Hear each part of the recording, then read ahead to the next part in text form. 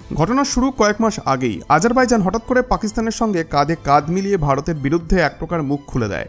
এই কথাটা ভারতের কানে যেতেই তারা বুঝে গেল যে time to teach them a lesson, silently but strongly. আর তখনই ভারত আজারবাইজান থেকে সব ধরনের ক্রুড অয়েল ইম্পোর্ট এক ঝটকায় বন্ধ করে দিল। এটা এমন একটা ধাক্কা ছিল যেটা কোনো ট্যাঙ্ক বা মিসাইল দিতে পারে না, কারণ আপনারা সবাই জানেন যে economy hits harder than war. একটা সংখ্যা বলি যাতে ব্যাপারটা আরও স্পষ্ট হয়। আজারবাইজানের মোট ক্রুড অয়েলের রপ্তানি 98% শুধু ভারতেই যেত, মানে এককভাবে ভারতই ছিল তাদের বিগেস্ট অয়েল বায়ার। এখন সেই ডোরটাই যদি ভারত নিজেই কেটে দেয়, তাহলে আজারবাইজানের মাসে মাসে যেসব বিলিয়ন ডলারের লেনদেন হতো সব এক ধাক্কায় স্তব্ধ। কাঁচা তেল যেখানে তাদের ইকোনমির লাইফ লাইন, সেখানে সেই লাইনে ব্রেক কষে দিয়েছে ভারত। আজারবাইজান এখন বুঝতে পারছে যে ভারতকে বিরোধিতা মানেই নিজের পায়ে নিজেই কুড়ুল মারা।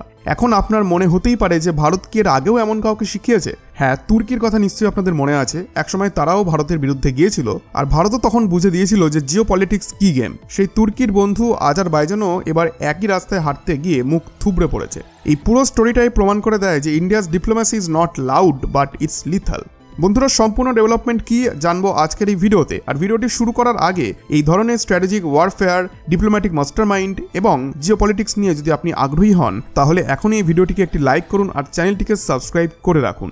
দেখুন, এখনো পর্যন্ত তুর্কি ছিল টার্গেট, যে ভারতের বিরুদ্ধে গিয়ে পাকিস্তানকে খোলাখুলি সাপোর্ট করেছিল। এবার সেই তুর্কির পরে আজারবাইজানকেও নিশানায় ফেলে এনেছে ভারত। এখন এমন একটি সিচুয়েশন তৈরি হয়েছে যে পাকিস্তানের থেকেও এখন তুর্কি ও আজারবাইজান ট্রেডের দিক থেকে বেশি ড্যামেজ হচ্ছে, কারণ ভারত এখন এমনভাবে একটি ডিপ্লোম্যাটিক প্রেশার তৈরি করেছে ওদের সামনে আর কোনো বিকল্পই খোলা নেই। আসলে 1992 সালের আগে ভারত আর আজারবাইজানের মধ্যে কোনো সরাসরি ট্রেড সম্পর্কই ছিল না।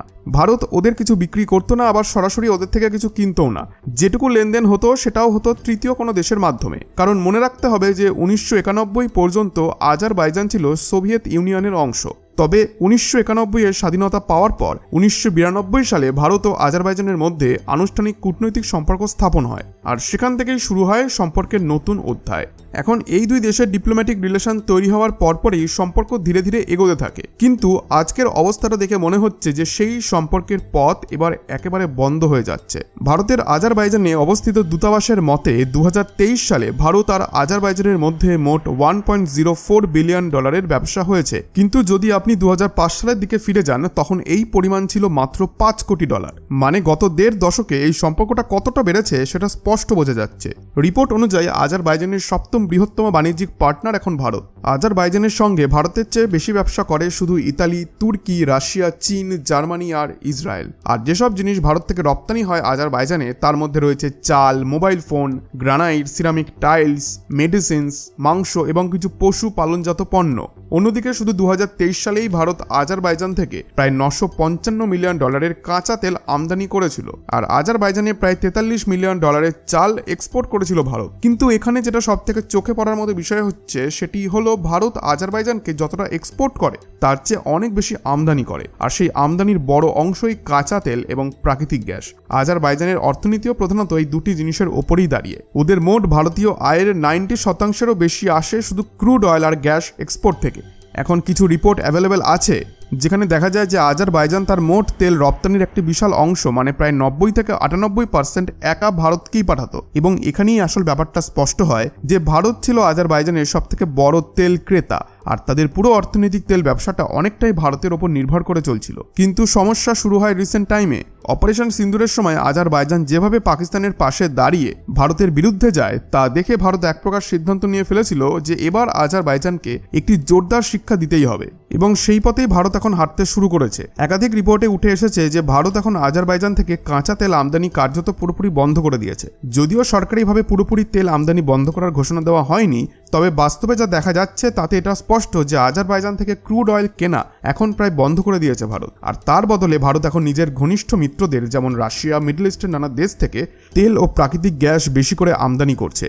এবার এক মুহূর্ত ভেবে দেখুন, যে দেশ তার 98% কাঁচা তেল শুধু ভারতের কাছেই বিক্রি করত, আর সেই ভারত যদি এখন মুখ ঘুরিয়ে নেয়, তাহলে আজারবাইজানের অর্থনীতি কোথায় গিয়ে দাঁড়াবে? আমরা আগেই বলেছি যে ভারত প্রতি বছর আজারবাইজানকে $1 বিলিয়ন বেশি টাকা দেয় শুধু এই তেল কেনার জন্য। কিন্তু এখন এই বড়সড় লেনদেন বন্ধ হয়ে যাওয়ায় আজারবাইজানের অবস্থা দিনে দিনে আরো খারাপ হচ্ছে। তবে ভারতের পদক্ষেপ এখানেই থেমে থাকেনি। শুধু ট্রেড নয়, ভারত এখন ডিপ্লোম্যাটিক দিক থেকেও আজারবাইজানকে চাপে ফেলছে। আজারবাইজানের পুরনো শত্রু হচ্ছে আর্মেনিয়া। এই দুই দেশের মধ্যে অনেক দিন ধরেই যুদ্ধ আর বর্ডার ডিসপিউট চলছে, কিন্তু এখানে আবারও ভারত ডিপ্লোম্যাটিক ইন্টেলিজেন্স দেখালো, যেখানে ভারত তার আর্মেনিয়ার সঙ্গে সম্পর্ককে এমন জায়গায় নিয়ে গেছে যেখানে আজ আর্মেনিয়া ভারতের অস্ত্রের ভীষণ বড় ভক্ত হয়ে উঠেছে। মাত্র কিছু বছরের মধ্যেই আর্মেনিয়া এখন আমেরিকা ও ফ্রান্সের পর ভারতীয় ডিফেন্স ইকুইপমেন্টের অন্যতম বড় ক্রেতা হয়ে উঠেছে। এক কথায় যেখানে আজারবাইজান ভারতের ক্ষতি চেয়েছিল, সেখানে ভারত চুপচাপ দাবার গুটি চালিয়ে পুরো পরিস্থিতির নিয়ন্ত্রণ নিজের হাতে নিয়ে নিয়েছে। এরপর যা হয়েছে সেটা শুধু কূটনীতি নয়, ভারতের দিক থেকে একদম মাস্টার স্ট্রোক। ভারত আর্মেনিয়াকে বিভিন্ন ধরনের অত্যাধুনিক অস্ত্র সরবরাহ করতে শুরু করে, আর সেই অস্ত্র আর্মেনিয়া ব্যবহার করে আজারবাইজানের ওপর। প্রথমে তো আজারবাইজান ভারতের দিকে আঙুল তুলে ওয়ার্নিং দিয়েছিল যে যদি ভারত এইভাবেই আর্মেনিয়াকে অস্ত্র দিতে থাকে তাহলে পরিণতি কিন্তু ভালো হবে না, কিন্তু সেই ওয়ার্নিং দিয়েও কিছু হলো না। তখন তারা কৌশলীভাবে একেবারে চুপিসারে একটি প্রস্তাব পাঠায়। আজারবাইজান এবার নিজেই ভারত থেকে অস্ত্র কিনতে চায়। তারা এই প্রস্তাব পাঠায় তৃতীয় একটি দেশের মাধ্যমে, যাতে সোজাসুজি যোগাযোগ না হয়। কিন্তু তখনও ভারত চুপ থাকেনি, বরং আজারবাইজানের এই গোপন প্রস্তাবটা জনসমক্ষে ফাঁস করে দেয়। একদিকে যেমন আজারবাইজানের এই কথাটি সবাই জানতে পেরে যায়, অন্যদিকে ভারত নিজের অস্ত্রশক্তির প্রচারও করে নিতে পারে। এরপর ভারতের তরফ থেকে পরিষ্কার জানিয়ে দেওয়া হয় যে আমরা আর্মেনিয়ার বন্ধু, তাই আজারবাইজানের মতো দেশের হাতে আমরা অস্ত্র তুলে দিতে পারি না। এই কথাটা এমনভাবে বলা হয় যেখানে সব থেকে বড় ধাক্কা লাগে আজারবাইজানের। আজারবাইজানও এবার চুপ হয়ে যায়। আর শুধু আজারবাইজানই নয়, যে দেশটি এই প্রস্তাব ভারতকে পৌঁছে দিতে সাহায্য করেছিল সেই দেশও অপমানিত হয়ে পড়ে। এখন আজারবাইজান ভেবেছিল যে ভারত কিছু টাকার লোভে হয়তো গোপনে অস্ত্র দিয়ে দেবে, কিন্তু তারা ভুলে গিয়েছিল যে ভারত যার বন্ধু একবার হয় তাকে কখনোই পেছন থেকে ছুরি মারে না। তো বন্ধুরা, আজারবাইজান থেকে তেল না কেনার সিদ্ধান্তটা কি ভারতের পক্ষে সঠিক হয়েছে? আপনাদের কি মনে হয়? আপনাদের মতামত অবশ্যই কমেন্ট করে জানান। বন্ধুরা, আশা করছি আজকের এই ভিডিওটি আপনাদের ভালো লেগেছে। ভিডিওটি ভালো লেগে থাকলে ভিডিওটিতে অবশ্যই একটি লাইক এবং চ্যানেলটিকে এখনই সাবস্ক্রাইব করে নিন। ধন্যবাদ।